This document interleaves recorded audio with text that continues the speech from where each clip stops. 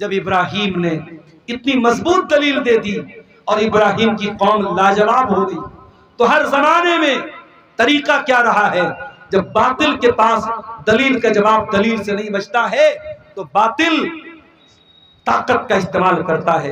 कालू हर्रिकूहु वंसुरू आलिहतकुम इन कुंतुम फाइलीन। कौम के लोगों ने कहा इब्राहिम को जला डालो, इसको आग में डाल दो, अपने माबूदों की मदद करो। अभी जावेद अख्तर साहब का एक वीडियो मेरे सामने आया। जावेद अख्तर साहब बड़े पढ़े लिखे हैं, बड़े काबिल आदमी हैं, बॉलीवुड के लिए गाने लिखते हैं, बड़े यानी इंटेलेक्चुअल पर्सन माने जाते हैं।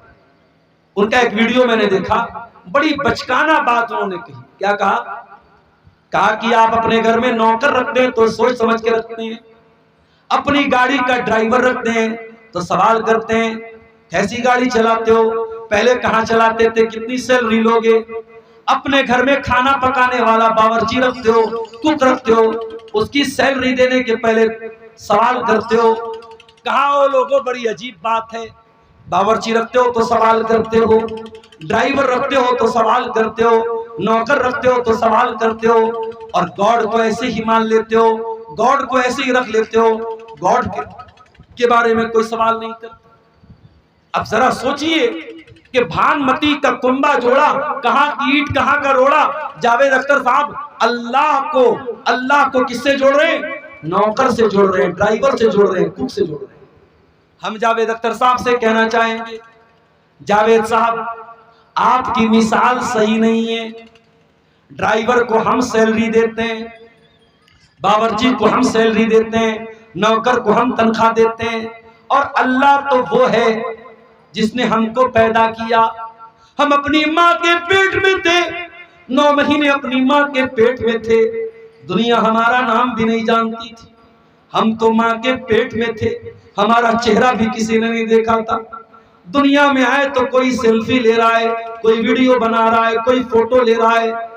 जावेद अख्तर साहब जब अपनी माँ के पेट में थे, वहां कौन सी जात है जो माँ के पेट में हमें ऑक्सीजन पहुंचा रही थी, हमें खिला रही थी, हमें पिला रही थी, हमारा दिल बना रही थी, हमारा दिमाग बना रही थी। हमको 9 महीने माँ के पेट में एक कंप्लीट इंसान बनाने वाला कौन है?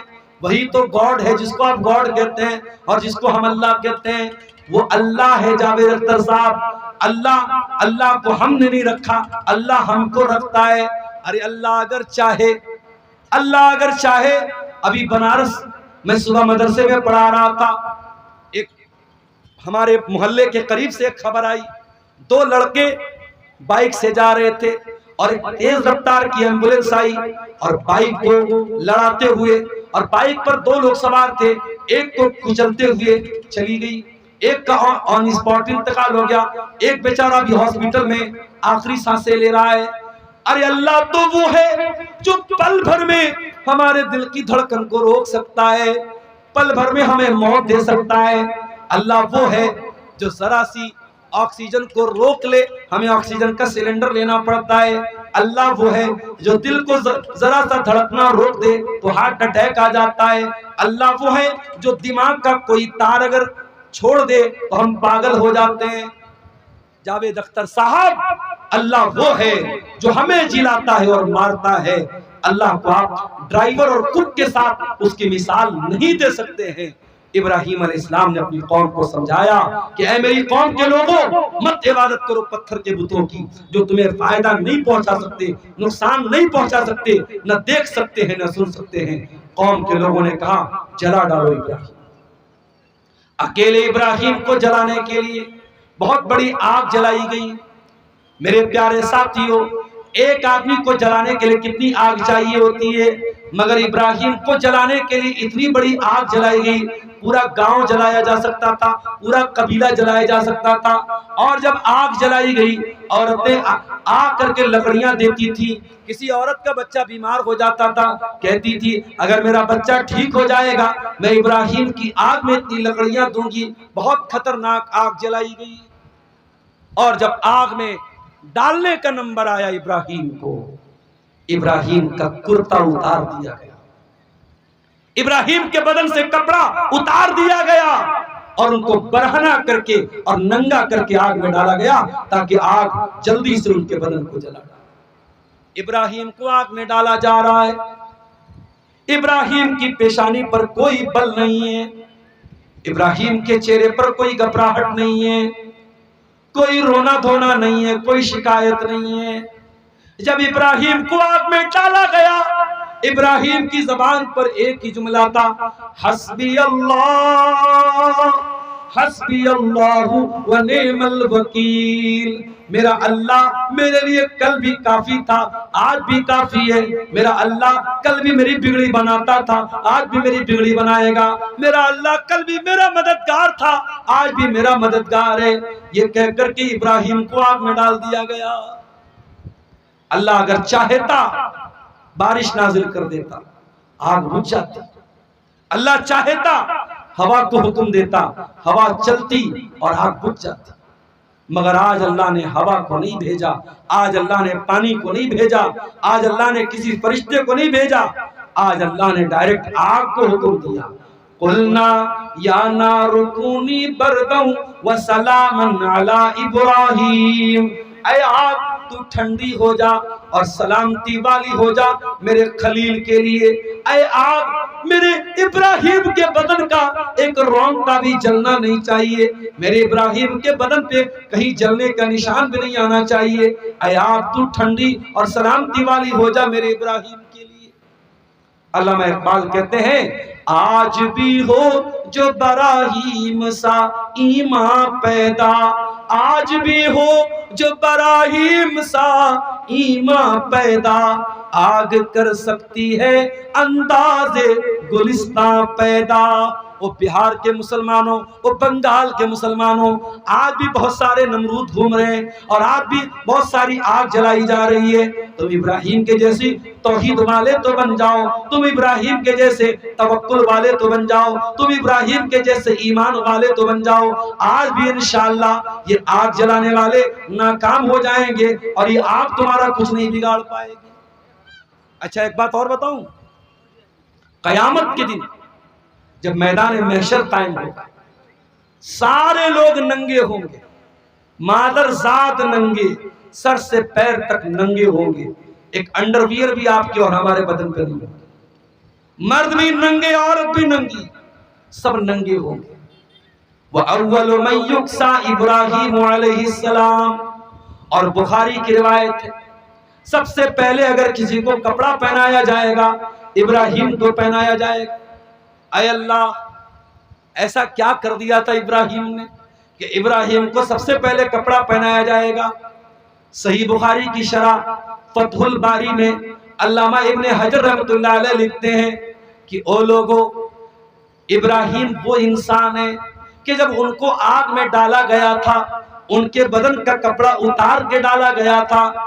इब्राहिम सबसे पहले अल्लाह की तौहीद के लिए नंगे किए गए, अल्लाह की तौहीद के लिए उनके बदन से कपड़ा उतारा गया।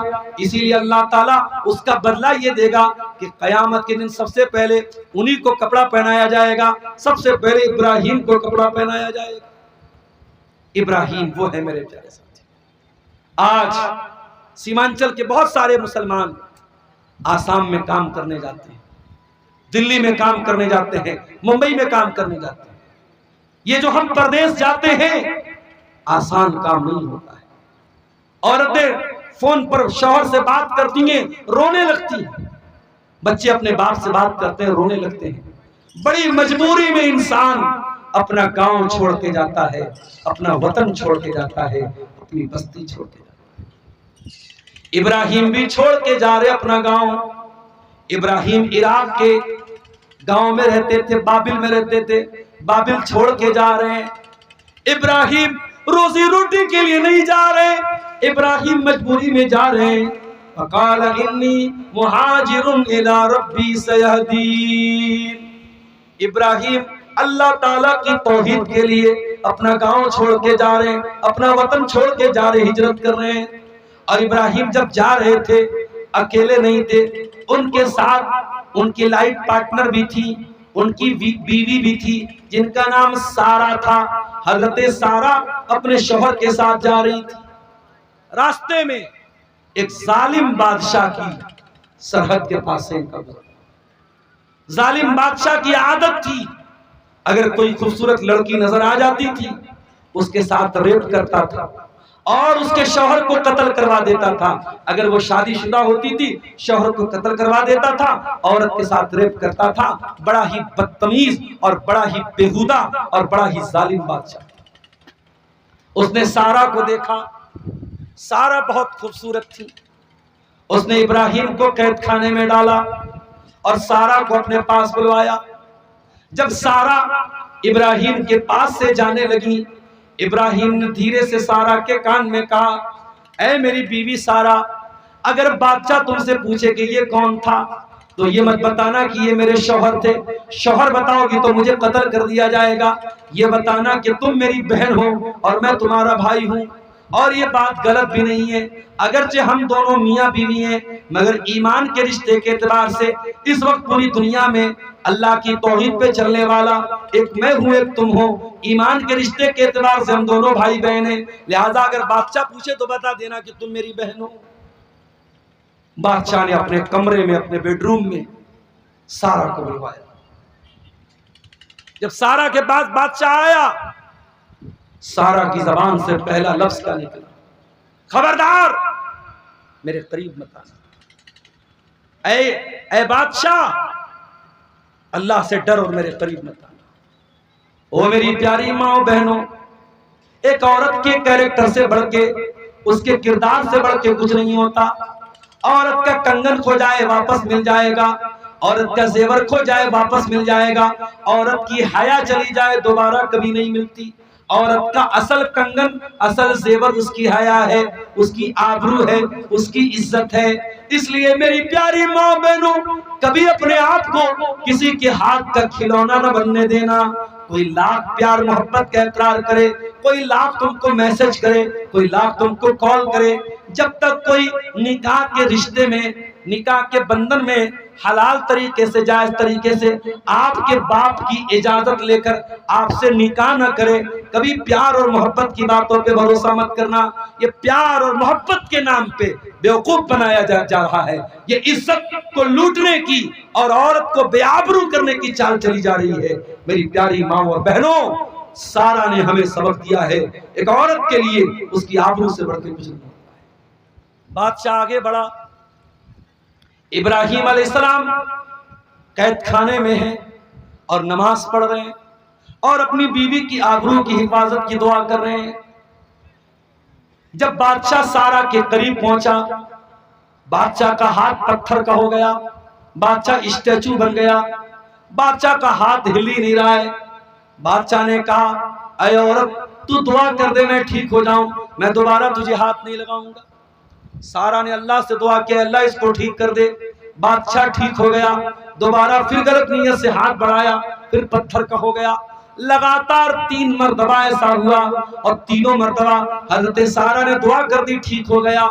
ओ लोगों, पता ये चला कि अगर औरत नेक हो तो अल्लाह ताला औरत की दुआ को भी कबूल करता है और औरत के जरिए भी करामत जाहिर होती है।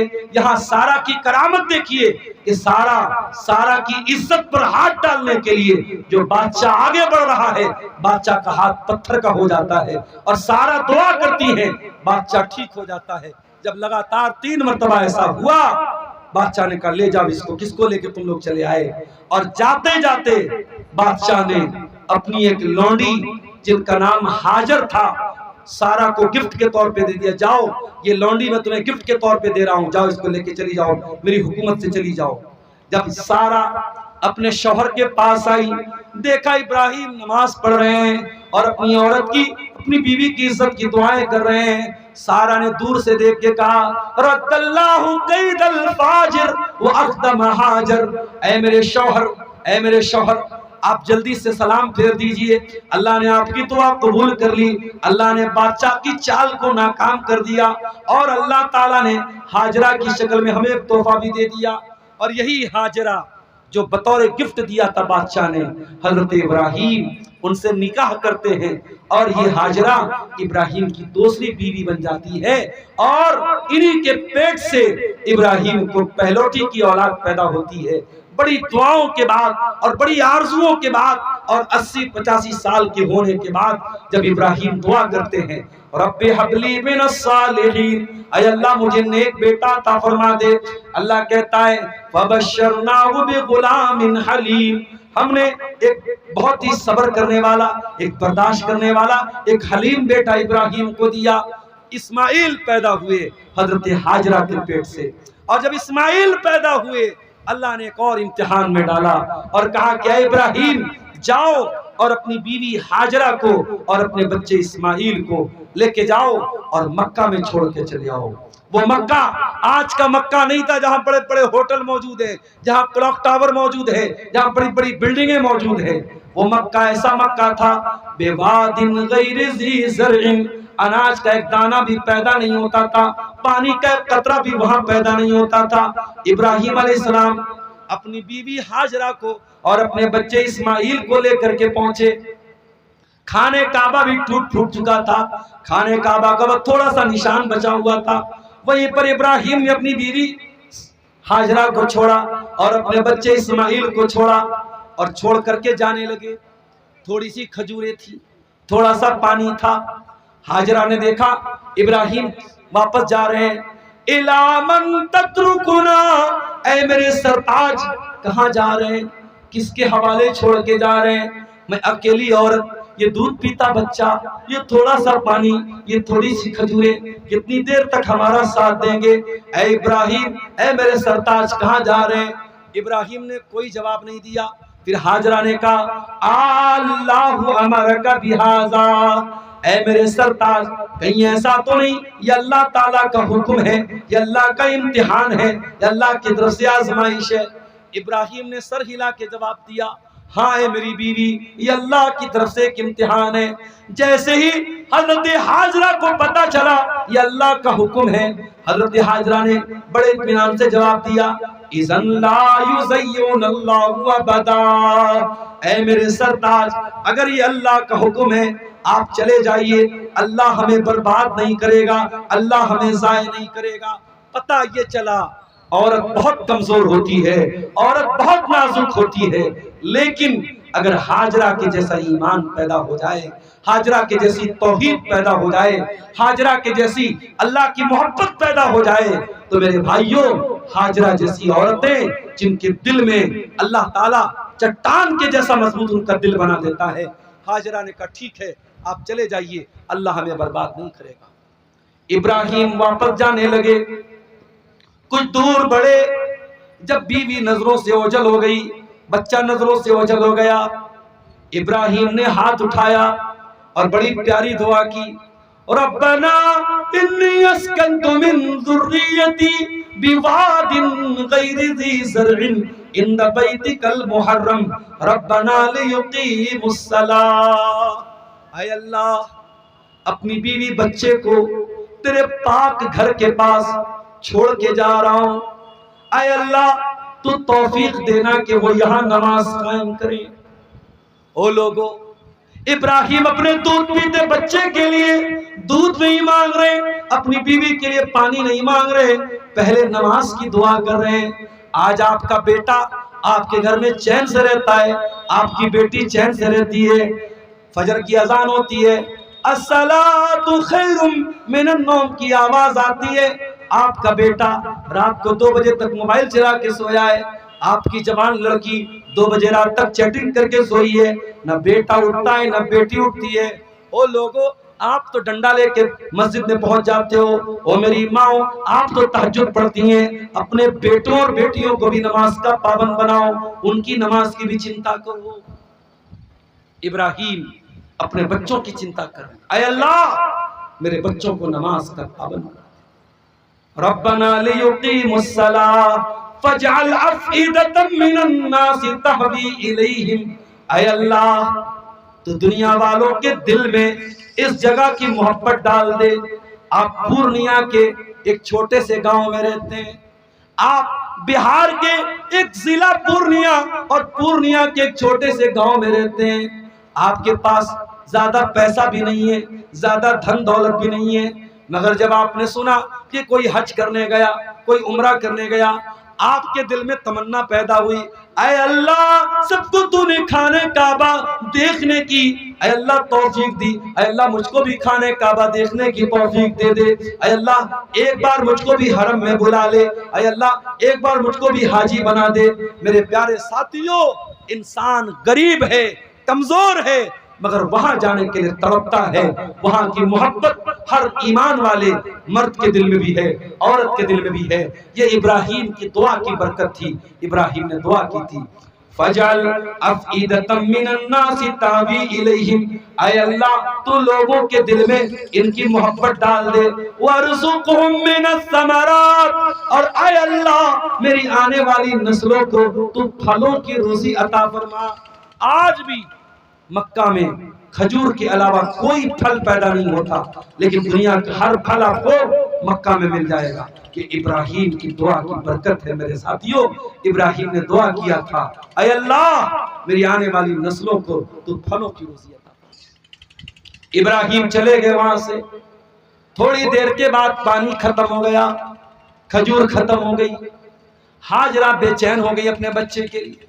सफा की पहाड़ी पे चढ़ी, सर पे हाथ रखा, दूर तक नजर दौड़ाया, कोई इंसान नजर आ जाए, मेरे दूध पीते बच्चे के लिए पानी का इंतजाम हो जाए, मेरे लिए खाने का इंतजाम हो जाए। कोई नजर नहीं आया। सफा से नीचे उतरी, दौड़ दौड़ के मरवा पहुंची, मरवा पे चढ़ी, दूर तक नजरें डाली, कोई नजर ना आया।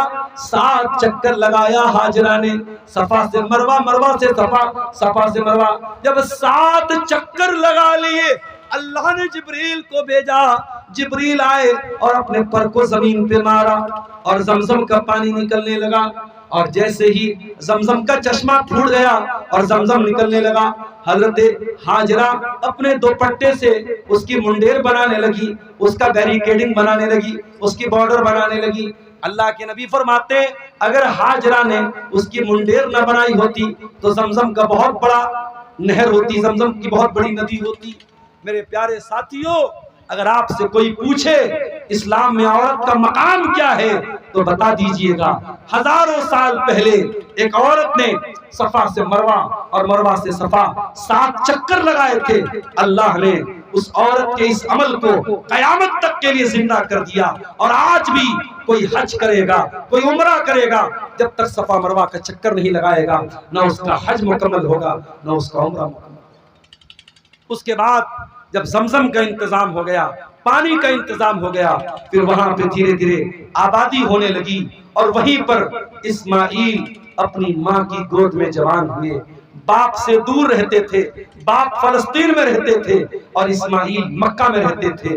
और इस्माइल अपने बाप के प्यार के बगैर और बाप की तरबियत के बगैर अपनी माँ की तरबियत में अकेले पले और बड़े और जवान हुए। जब इस्माइल जवान हुए, 13-14 साल के हो गए, अब हजरत इब्राहिम की जिंदगी का सबसे बड़ा इम्तिहान का टाइम आ गया। मेरे साथियों, इसका नक्शा अल्लाह ताला ने कुरान में सूरह साफ़ात में खींचा है। अल्लाह ने फरमाया, फलम्मा बलग माहुस्साया क़ाल या बुनय्या इन्नी अरा फिल मनामी अन्नी अज़बहुका फंजुर माज़ा तरा। जब वो बेटा अपने बाप के साथ दौड़ने के काबिल हो गया, इब्राहिम ने लगातार 3 दिन ख्वाब में देखा कि वो अपने हाथों से अपने बेटे को ज़बह कर रहे हैं। इब्राहिम फलस्तीन से चल करके मक्का आए और आकर के अपने बेटे से मिले, इस्माइल से मिले। वो इस्माइल जो बाप से दूर रहा है, बाप का प्यार जिसको बहुत कम मिला है, बाप 13-14 साल के बेटे से कहता है, ऐ मेरे बच्चे, मैंने ख्वाब देखा है, मैंने ख्वाब देखा है कि मैं तुझे ज़बह कर रहा हूँ। फंजुर माज़ा तरा, तो तू बता तेरी क्या राय है। वो लोगों, इब्राहिम कोई राय लेना नहीं चाहते थे। इब्राहिम तो ये जानना चाहते थे कि मेरा बेटा तो मुझसे दूर रहा है, हाजरा ने अकेले पाला है। और जब बच्चे बाप के बगैर पलते हैं तो बच्चे आमतौर से बिगड़ जाते हैं। मैं ये देखूं मेरा बच्चा कैसा है, मेरे बच्चे की तरबियत कैसी हुई है, मेरे बच्चे की परवरिश कैसे हुई है, कहाँ है मेरे बच्चे, मैंने ख्वाब में देखा है, मैं तुझे ज़बह कर रहा हूँ, तू बता तेरी क्या राय है। अल्लाह हू अकबर। आज का कोई बेटा होता क्या जवाब देता? अपने बाप को 4 बातें सुना देता, कह रहे आप तो दूर रहे मुझसे, छोड़ के चले गए बचपन में, और आकर के आज मुझे कत्ल करने की बात करें, मेरा गला काटने की बात करें। आज का बेटा 4 बातें अपने बाप को सुना, मगर वो इस्माइल थे मेरे साथ। क़ाला या अबति फ़अल मा तुअमर सतजिदुनी इंशाअल्लाहु मिनस साबिरीन। कहा अब्बा जान, आपको जो हुक्म मिला है आप पूरा कर डालिए। अब्बा जान, आपको जो हुक्म मिला है आप पूरा कर डालिए। अल्लाह ने चाहा तो आप मुझे सब्र करने वाला पाएंगे। हो लोगो, ये तरबियत का असर है, ये माँ की तरबियत का असर है, ये हाजरा की तरबियत का असर है। आप अपने बच्चों को महंगे से महंगे स्कूल में डाल दें, मदरसे में डाल दें, लेकिन अगर नेक माँ नहीं है, अच्छी माँ नहीं है, आपका बच्चा कभी जिंदगी में कामयाब नहीं होगा। बच्चे की कामयाबी के पीछे माँ का बहुत बड़ा रोल है। इसीलिए अल्लामा इकबाल कहते हैं, ये फैजाने नजर था या के मकतब की करामत थी, सिखाए किसने इस्माइल को आदाबे फरजंदी। इस्माइल तैयार हो गए, कहा अब्बा जान आपको जो हुक्म मिला है आप पूरा करना। कुरान कहता है फलम्मा अस्लमा, दोनों बाप बेटे अल्लाह के हुक्म के आगे झुक गए। ओ लोगो, तुम क्या समझते हो गोश्त खा लेने का नाम, टोपी लगा लेने का नाम, कुर्ता पैजामा पहन लेने का नाम मुसलमान नहीं है।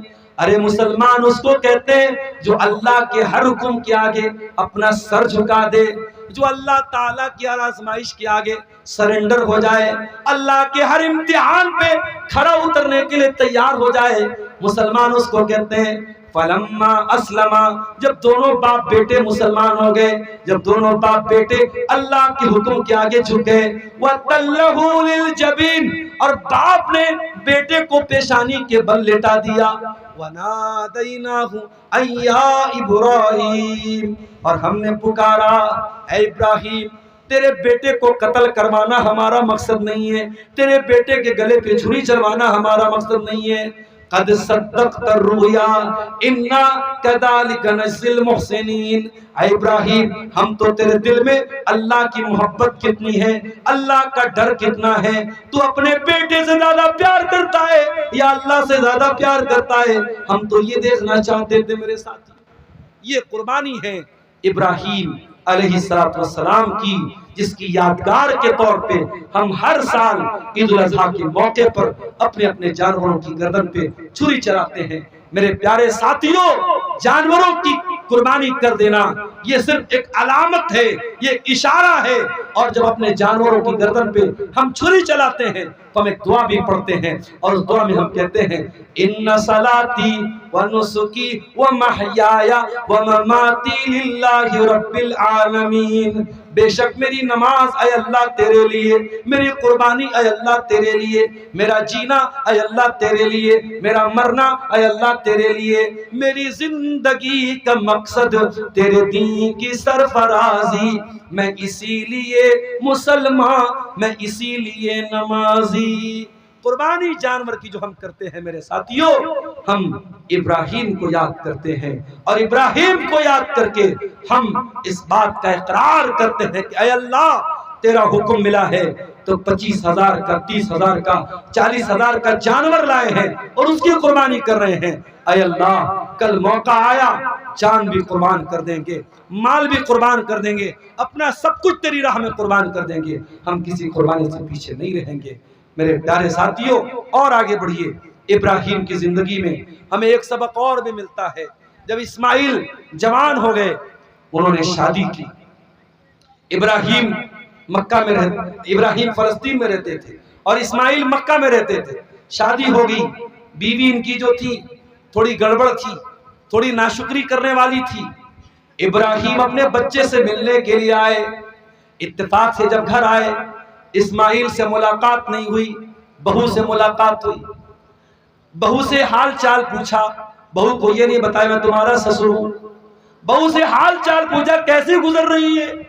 बहू ने जवाब दिया बड़ी परेशानी के हालात हैं, बड़ी दिक्कतों का सामना है, बड़ी मुश्किल से गुजर औकात हो रही है। हजरत इब्राहिम समझ गए कि ये जो बीवी है ये बहुत बड़ी नाशुक्री औरत है और ये मेरे बेटे की बीवी बनने के काबिल नहीं है।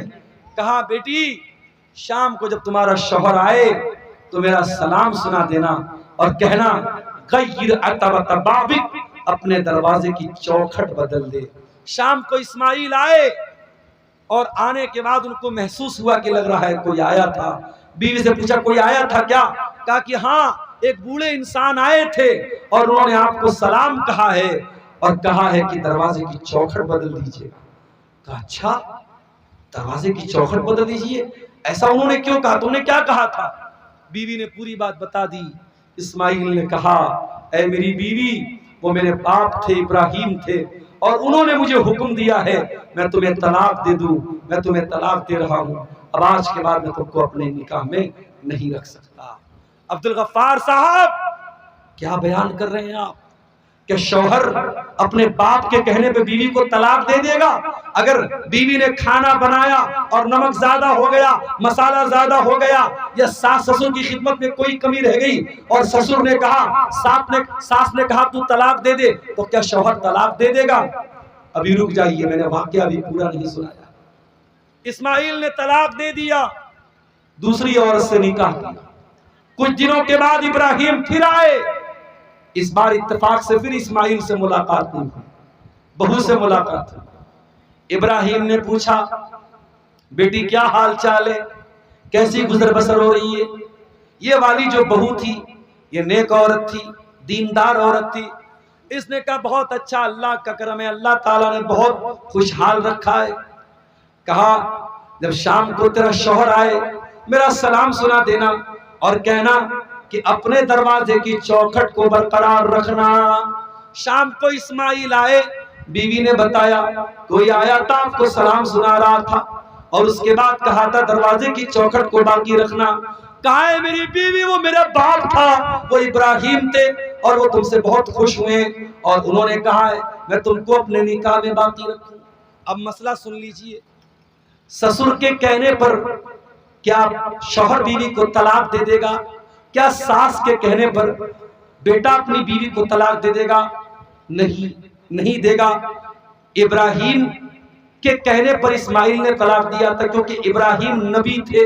अगर इब्राहिम जैसा कोई बाप है, दीनदार है, नेक है, समझदार है और वाकई में औरत के अंदर कोई इतनी बड़ी कमी है कि जिसकी वजह से वो औरत बीवी के तौर पे रखने के काबिल नहीं है, तब बेटा तलाक देगा। सिर्फ बाप के और माँ के कहने पे तलाक नहीं देगा। और ये भी सुन लीजिए, इब्राहिम ने अपनी बहू को दरवाजे की चौखट कहा था। पता ये चला कि औरत दरवाजे की चौखट होती है और दरवाजे की चौखट वो चीज होती है जहां से आप घर में एंट्री करते हैं। अगर चौखट ही गड़बड़ हो तो घर में एंट्री बहुत खराब हो जाती है।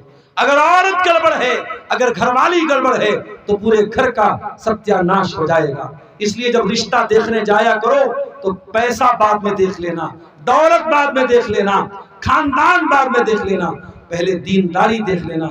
अगर दीनदार औरत है आपके घर को जन्नत बना देगी और बेदीन औरत है, बदकार अगर औरत है तो वो आपके घर को जहन्नम बना देगी। मेरे प्यारे साथियों, ये एक दो सवालात आए हैं, हजरत अली साहब आ चुके हैं, हम गुफ्तगू को ख़त्म करेंगे। इब्राहीम अलैहिस्सलाम की सीरत के कुछ वाक़यात मैंने आपके सामने बयान किए थे। हम इन वाक़यात की रोशनी में अपनी तरबियत करें। सिर्फ जानवर की कुर्बानी करके हम ये न समझें हमने फरीज़ा अदा कर दिया। हम इब्राहीम का किरदार भी अपनाएं, इब्राहीम की तौहीद भी अपनाएं, इब्राहीम का इखलास भी अपनाएं, अपने बच्चों की तरबियत भी इब्राहीम के तरीके पर करें। हमारी माएँ बहनें सारा के नक्शे कदम पे चलें, हाजरा के नक्शे कदम पे चलें, हमारे नौजवान इस्माइल के नक्शे कदम पे चलें। अगर वाकई में हमने इब्राहीम की जिंदगी को समझ लिया तो इंशाअल्लाह तब सही मानों में हमारी कुर्बानी कबूल होगी। कुर्बानी का जानवर खरीदने के बाद बाइक से एक्सीडेंट हो गया तो वो जानवर कुर्बानी देना कैसा होगा? देखिए, खरीदने के बाद अगर जानवर के अंदर कोई कमी आ जाए और वो कमी या वो ऐब आपकी किसी कोताही की वजह से यानी जानबूझ करके आपकी तरफ से कोई गलती नहीं हुई है और कोई ऐब आ गया, बीमार हो गया या जख्मी हो गया, तो उस जानवर की कुर्बानी में कोई हर्ज की बात नहीं।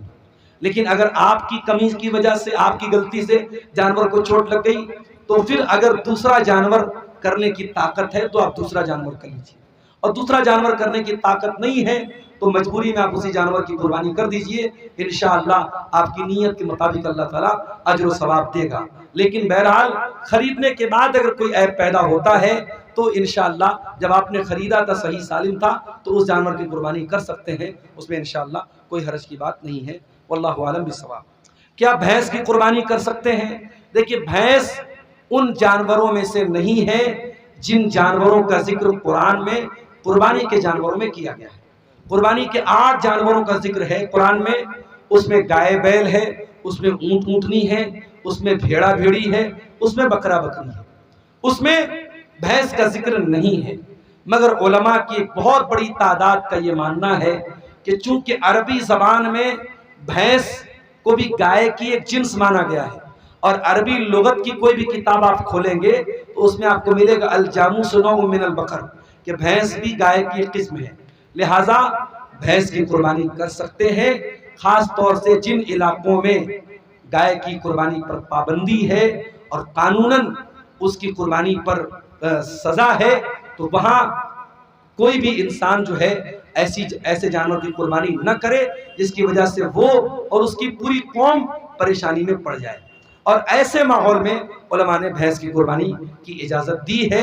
ये एक उलमा का एक मौकिफ है। और अगर आप बकरा वगैरह ले सकते हैं, भेड़ा वगैरह ले सकते हैं, तो उसकी कुर्बानी करें तो ज्यादा बेहतर है, ज्यादा अच्छी बात है, क्योंकि उसमें कोई इख्तिलाफ नहीं। जिसमें इख्तिलाफ हो उस काम से हमें बचना चाहिए। वल्लाहु आलम बिस्सवाब। आज के दौर में 7 हिस्सा देना कैसा है? बिल्कुल 7 हिस्सा ले सकते हैं बड़े जानवर में, साबित हदीस से कोई हर्ज की बात नहीं है। क्या नमाज में सूरह फातिहा छूट जाने से नमाज हो जाएगी? नहीं होगी। सूरह फातिहा नमाज का रुक्न है। ला सलात लिमन लम यक़रा बिफातिहतिल किताब, बगैर सूरह फातिहा के कोई नमाज नहीं होती। अल्लाह के रसूल की सही हदीस है, न अकेले नमाज होती है न इमाम के पीछे होती है। लिहाजा अगर सूरह फातिहा जिस रकात में आप नहीं पढ़ेंगे वो रकात आपकी नहीं होगी। ये चंद बातें आपके सामने रखी गई। अल्लाह ताला हम सबको नेक अमल, अच्छी समझ की तौफीक अता फरमाए। अल्लाह कहने सुनने से ज़्यादा अमल की तौफीक दे। आमीन। व आखिर दावाना अनिल हम्दुलिल्लाहि रब्बिल आलमीन। वस्सलामु अलैकुम व रहमतुल्लाह।